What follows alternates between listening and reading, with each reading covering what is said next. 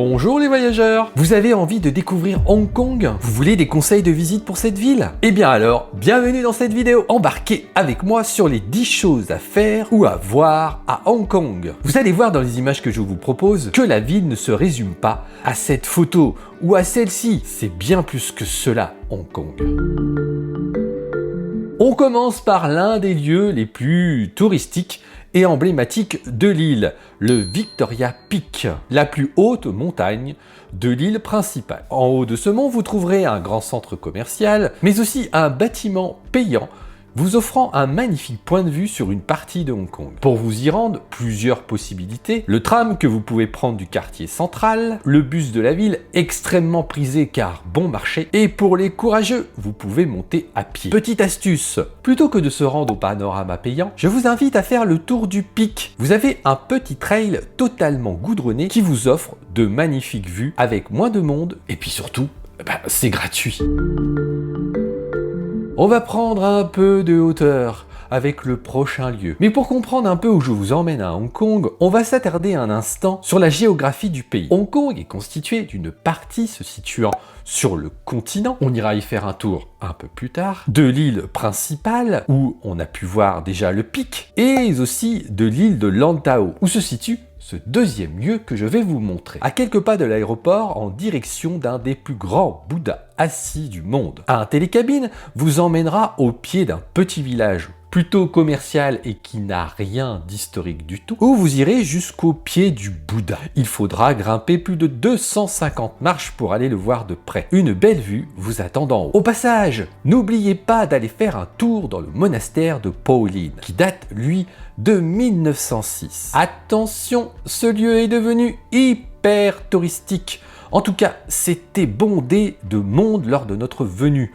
Plus d'1 heure d'attente pour monter en télécabine. Alors par contre, si vous ne voulez pas attendre et que vous êtes courageux, vous pouvez monter à pied, mais aussi prendre un taxi ou alors vous débrouiller avec les bus.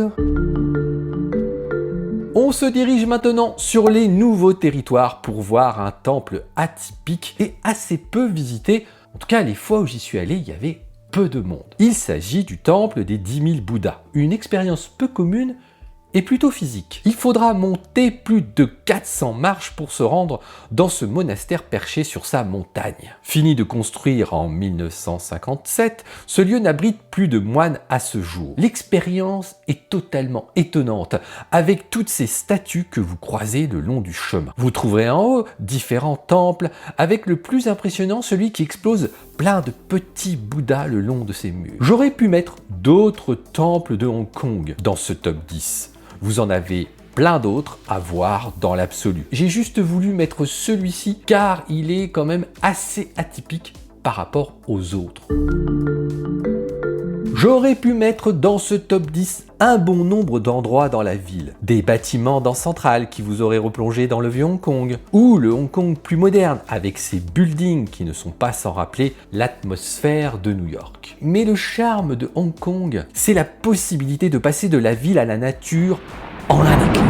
Vous pouvez faire plein de randonnées à Hong Kong, vous promener dans une nature luxuriante qu'on trouve sur ce territoire. Alors oui, soyez prévenus, c'est souvent de la montée et de la descente, c'est assez sportif, mais c'est Hong Kong et ça fait partie de son charme. Et d'ailleurs, pendant que je suis en train de me balader, dirigeons-nous vers la mer.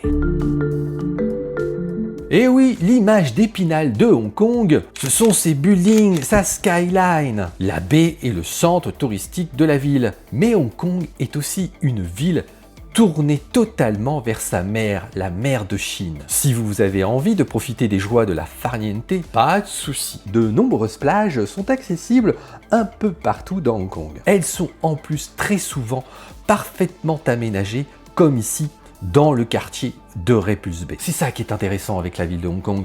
Vous voyez, vous pouvez profiter autant de la nature que des joies de la plage et de la bronzette, et en même temps, eh bien, si vous aimez les grosses villes avec des gros buildings, vous êtes totalement servi. C'est ce mélange qui rend Hong Kong hyper intéressant. Jusqu'à présent, on n'avait pas encore mis les pieds dans le quartier de Kowloon.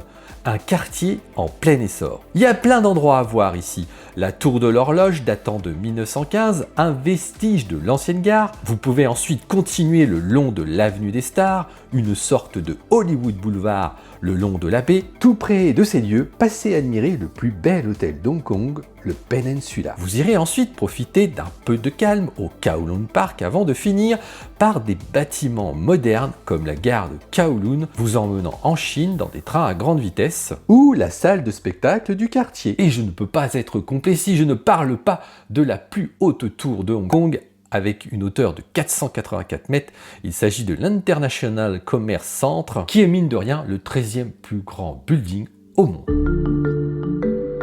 Je l'ai déjà un petit peu dit, mais Hong Kong a cet atout majeur. Si vous avez envie de prendre un peu de recul par rapport à la vie intense d'un centre urbain, vous pouvez vous isoler dans des endroits plus tranquilles. Et pour ce top 10, je vous ai mis un coup de cœur de mon dernier voyage à Hong Kong, l'île de Changsha. Désolé pour la prononciation. Après une petite demi-heure de bateau, on débarque dans un petit village. Pas mal de monde. J'y étais le week-end, mais il suffit de s'éloigner du ponton d'arrivée du bateau pour vite tomber sur moins de peuple et profiter de cette belle île. Là aussi, comme vous pouvez vous en apercevoir, vous avez un condensé de Hong Kong avec le petit village très dense en population, mais très rapidement, vous arrivez dans une nature luxuriante. Et si vous avez envie de profiter de la mer, eh bien pas de problème, vous pouvez trouver une petite plage qui vous attend. Je ne peux que vous conseiller de faire le tour de l'île de Changsha, ça change des buildings et de l'effervescence du centre de la ville.